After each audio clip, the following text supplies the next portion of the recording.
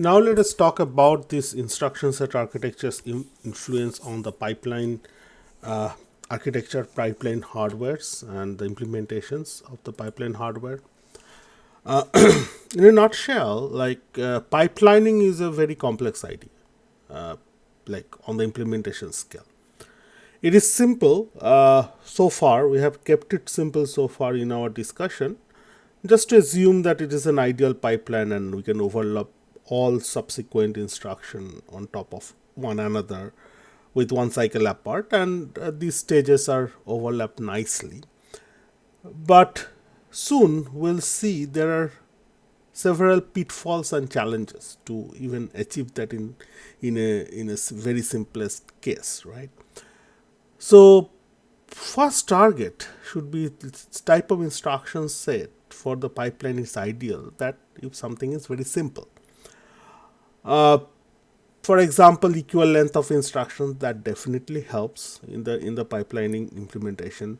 Supports for fair instruction format, limited instruction access to the data memory because memory access is usually complex.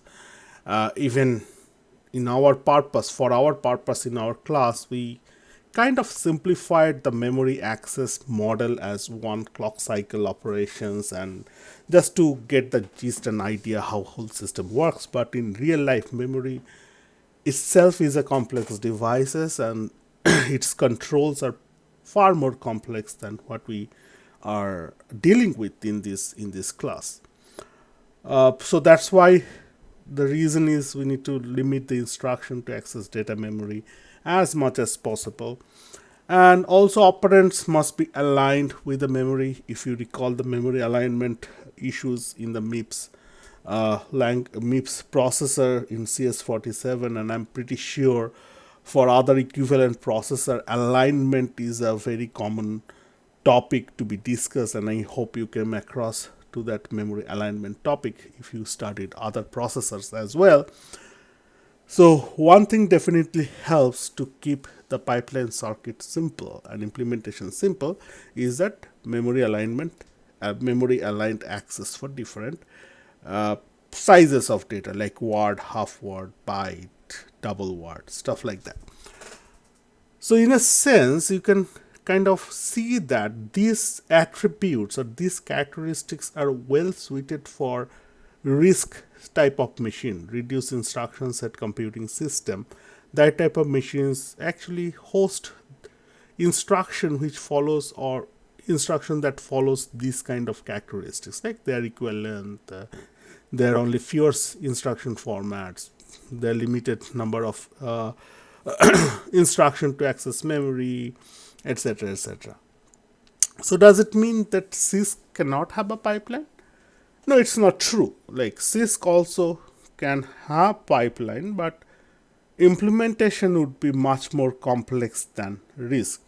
Of course, nowadays all modern processors supports pipelining, like including Intel's x86 architecture, Pentiums, and all other complex processors, or like ARM, from this guy, your Snapdragon from Qualcomm, MIPS, of course, and any other processor. If you take, they all support pipeline, uh, but somewhat at lower level, these CISC machines or CISC philosophy has managed so far to break down into simple step and stages and combining them together, uh, which gives the complex instruction set like notion or complex instruction set feature of the processor.